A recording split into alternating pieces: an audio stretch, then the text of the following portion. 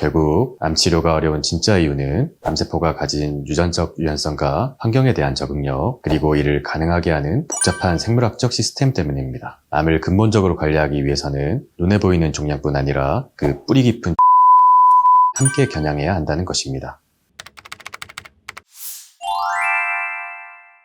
안녕하세요. 오클란방병원 병원장 여태경입니다. 진료실에서 암 환자분들을 만나면 자주 듣는 질문이 있습니다. 요즘 치료 기술이 그렇게 발전했다는데 왜 암은 여전히 두렵고 또 치료도 힘든 걸까요? 그 이유는 단순히 종양을 제거하는 걸로 끝나지 않기 때문입니다. 암은 눈에 보이는 종양보다 더 복잡한 생존 전략을 가지고 있고 그 핵심에는 바로 줄기형 암세포라는 존재가 있습니다. 이 줄기형 암세포는 일반 암세포보다 훨씬 강한 생존력을 지니고 있어 수술이나 항암 치료 후에도 다시 자라거나 전이될 수 있는 가능성을 품고 있습니다. 그래서 암 치료는 단순한 제거가 아니라 이들의 생존 메커니즘까지 고려한 정밀한 접근이 필요합니다. 그래서 오늘 오클리TV에서는 암 치료가 왜 여전히 어렵게 느껴지는지, 그리고 그 중심에 있는 줄기형 암세포란 무엇인지에 대해 함께 이야기 나눠보도록 하겠습니다. 암은 단순히 세포덩어리가 자라는 병이 아닙니다. 그 이면에는 유전자 수준의 복잡한 변이와 그 변이를 바탕으로 암세포가 스스로를 지켜내기 위한 정교한 생존 전략이 숨겨져 있습니다. 치료 초기에 암세포가 반응하는 듯 보여도 암은 곧 유전자 변형을 통해 항암제에 대한 저항성을 획득하거나 주변의 세포나 면역계를 교묘히 활용해 치료를 회피하는 방식으로 진화하게 됩니다. 즉, 암은 고정된 표적이 아니라 환경에 따라 끊임없이 자신을 바꾸며 살아남는 진화적 특성을 가진 존재입니다. 바로 이것이 단일 표적만을 겨냥한 치료로는 암을 완전히 제거하기 어려운 근본적인 이유입니다. 특히 암세포 안에는 줄기형 암세포라 불리는 더 특별한 세포들이 존재합니다. 이들은 일반 암세포보다 훨씬 강한 복원력과 생존력을 지니고 있어 기존의 항암제와 방사선 치료에도 잘 견디거나 교묘히 빠져나가는 경우가 많습니다. 결국 암 치료가 어려운 진짜 이유는 단순히 치료법이 부족해서가 아니라 암세포가 가진 유전적 유연성과 환경에 대한 적응력, 그리고 이를 가능하게 하는 복잡한 생물학적 시스템 때문입니다. 그래서 암 치료는 단순히 눈에 보이는 종양만을 제거하는 것이 아니라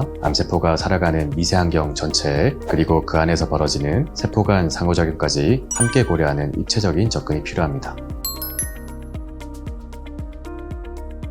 암세포가 무서운 이유 중 하나는 바로 놀라울 만큼 뛰어난 적응력을 갖고 있다는 점입니다. 가장 대표적인 예가 바로 약물내성입니다. 초기에는 잘 됐던 항암제가 어느 순간부터 효과를 잃게 되는 건 암세포가 반복적 공격 속에서 스스로를 변화시키며 살아남기 때문입니다. 암세포는 특정 약물에 지속적으로 노출되면 그 작용을 회피하거나 무력화할 수 있는 내부 방어 시스템을 빠르게 만들어냅니다. 마치 환경에 따라 옷을 갈아입듯 세포 내 유전자 발현을 조절하고 필요에 따라 세포의 형태나 성장 속도까지 바꾸며 치료의 타깃에서 벗어나려는 방향으로 진화하는 것이죠. 여기에 더해 암세포는 스스로 혈관을 만들어내는 혈관신생 능력도 갖추고 있습니다. 이를 통해 더 많은 산소와 영양을 끌어들이며 자신에게 유리한 생존 환경을 스스로 만들어갑니다.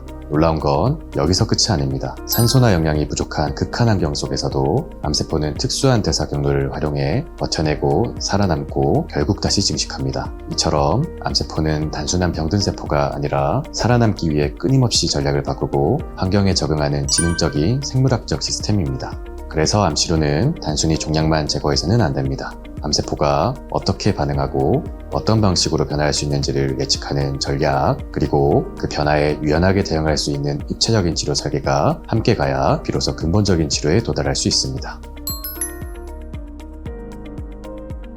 암 치료에서 최근 가장 주목받고 있는 개념 중 하나는 앞서 계속해서 말씀드린 줄기형 암세포입니다. 이 세포는 일반 암세포와는 달리 스스로를 복제하고 새로운 암세포를 끊임없이 만들어내는 능력을 지니고 있어 암의 재발과정의 핵심적인 원인으로 지목되고 있습니다.